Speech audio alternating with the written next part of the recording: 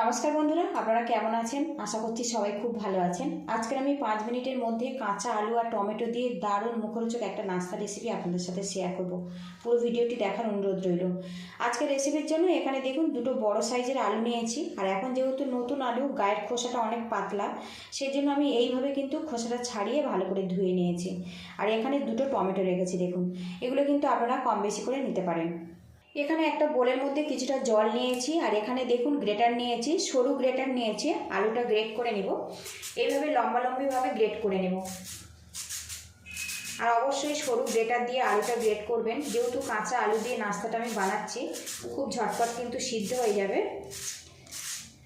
আর বন্ধুরা, আপনারা তো চপ, সিঙ্গাড়া কিংবা টমেটোর চপ তো খেয়েছেন। আজকে যে রেসিপিটা আপনাদের সাথে আমি শেয়ার করছি, একবার যদি এইভাবে বানিয়ে খান তো চপ, সিঙ্গাড়া খাওয়ার ইচ্ছা চলে যাবে। এটা এতটাই টেস্টি। এইভাবে আলুটা গ্রেট করে আমি সরাসরি জলের মধ্যে দিয়ে দেবো, এতে আলুটার কোনো রকমভাবে কালো হবে না। দুটো আলু গ্রেট করে তারপরে আপনাদের সঙ্গে আমি দেখা করছি। এদিকে আলুটা গ্রেট করে নিয়েছি, এবারে জলটা এইভাবে চেপে নেব। ভালো করে কিন্তু জলটা চেপে নিতে হবে। আর এখানে একটা বোল রেখেছি, বোলের মধ্যে আলুটা আমি দিয়ে দেব। আর বন্ধুরা, আপনাদের কাছে একটা রিকোয়েস্ট রইল, ভিডিও শুরুতে একটা লাইক দিয়ে দেবেন। আপনাদের একটা লাইক পরবর্তী নতুন ভিডিও বানাতে কিন্তু অনেকটাই উৎসাহ দেয়। আর চ্যানেলে নতুন হয়ে থাকলে চ্যানেলটিকে সাবস্ক্রাইব করে বেল আইকনটি প্রেস করে রাখবেন। আর রেসিপিটা যদি সামান্য ভালো লাগে তো একটু আত্মীয় স্বজনের কাছে শেয়ার করে দেওয়ার অনুরোধ রইল। এইভাবে পুরো আলুটা আমি চেপে জলটা বের করে দেব। এবারে এই আলুর মধ্যে আমি দিয়ে দেব পেঁয়াজ কুচি, ধনেপাতা কুচি আর দিয়ে দেব কাঁচা লঙ্কা কুচি। এখানে আপনারা যতটা আলু নেবেন সেই মতো কিন্তু এইগুলো দিয়ে দিতে হবে। আর এই মিশ্রণটা কিন্তু একটু স্পাইসি করে বানাতে হবে, তবে খেতে ভালো লাগবে। ধনেপাতার পরিমাণটা একটু বেশি রাখলাম। এবারে এর মধ্যে দিয়ে দেবো 4 চামচ পরিমাণে চালের গুঁড়ো।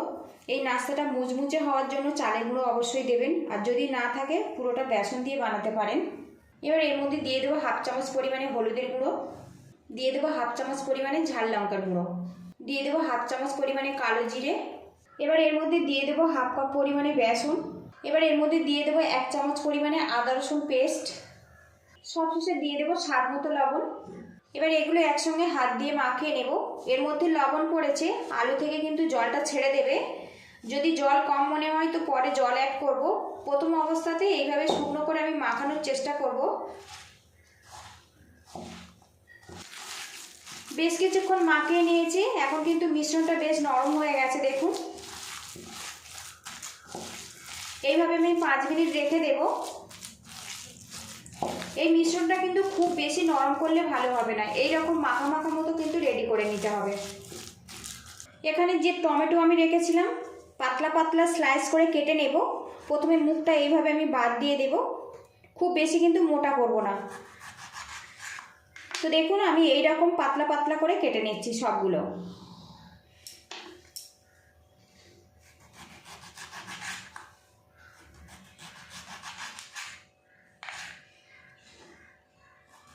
এবার এই টমেটোর মধ্যে স্বাদ মতো লবণ দিয়ে দেব। লবণটা ভালো করে মাখিয়ে নেব। নাস্তাগুলো ফ্রাই করার জন্য প্যানটা গরম করে নিয়েছি, এর মধ্যে দিয়ে দেবো সাদা তেল। আজকের নাস্তাটা আমি শ্যালো ফ্রাই করব, খুব বেশি কিন্তু তেলের প্রয়োজন হবে না। তেলটা ভালো করে গরম করে নেব আর প্যানের চারিদিকে ভালো করে লাগিয়ে নেব। এখানে যে আলুর মিশ্রণটা আমি রেডি করেছিলাম বেশ নরম হয়ে গেছে, এর মধ্যে কিন্তু কোনো রকম জল অ্যাড করতে হয়নি, সুন্দরভাবে কিন্তু নরম হয়ে গেছে।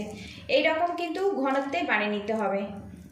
এখানে দেখুন বন্ধুরা, কিছুটা আলুর মিশ্রণ নিয়েছি, এইভাবে গোল করে নেব। আর এটা কিন্তু পাতলা করে রাখতে হবে, খুব বেশি মোটা হলে হবে না, একদম পাতলা করে গোল করে রেডি করে নিতে হবে। তো দেখুন রেডি হয়ে গেছে। এবার এই তেলের মধ্যে আমি দিয়ে দেব, আরও একটু বড় করে দেব। এবারে এখানে যে টমেটো আমি লবণ মাখিয়ে নিয়েছিলাম এর মধ্যে দিয়ে দিলাম। আরও কিছুটা মিশ্রণ নিয়েছি, আবারও পাতলা করে আমি রেডি করে নেব। আর একটুখানি গোল শেপ দিয়ে দেবেন, তাহলে কিন্তু নাস্তাটা দেখতে ভালো লাগবে। তো দেখুন আরও একটা রেডি করেছি। এবারে এর ওপরে আমি এটা দিয়ে দেব। এই মিশ্রণটা কিন্তু একটু পাতলা করে বানাবেন। টমেটো কিন্তু আমি বেশ ভালো মতো ঢেকে দিয়েছি দেখুন। আর বন্ধুরা এই সময় কিন্তু গ্যাস রেটটা একদম কমে রাখতে হবে। আরও কিছুটা মিশ্রণ নিয়েছি, আবারও পাতলা করে আমি রেডি করে নেব। খুব বেশি কিন্তু মিশ্রণটা নরম করলে এরকম হাত দিয়ে শেপ দেওয়া যাবে না, তখন আপনাদের কিন্তু চামচ ব্যবহার করতে হবে। আরও একটা রেডি করে নিয়েছি। এর মধ্যে আরও একটা টমেটো দিয়ে দেব। একইভাবে এই টমেটোও কিন্তু ঢেকে দেব, আর টমেটো অবশ্যই কিন্তু ঢেকে দেবেন। এইভাবে রেডি করে নেব। বেশ কিছুক্ষণ ফ্রাই করে নিয়েছি।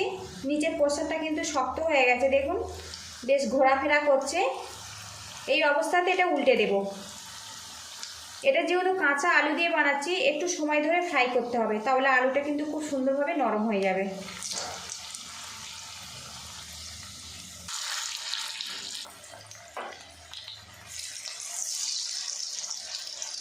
আরও কিছুক্ষণ ফ্রাই করে নেব, তাহলে রেডি হয়ে যাবে।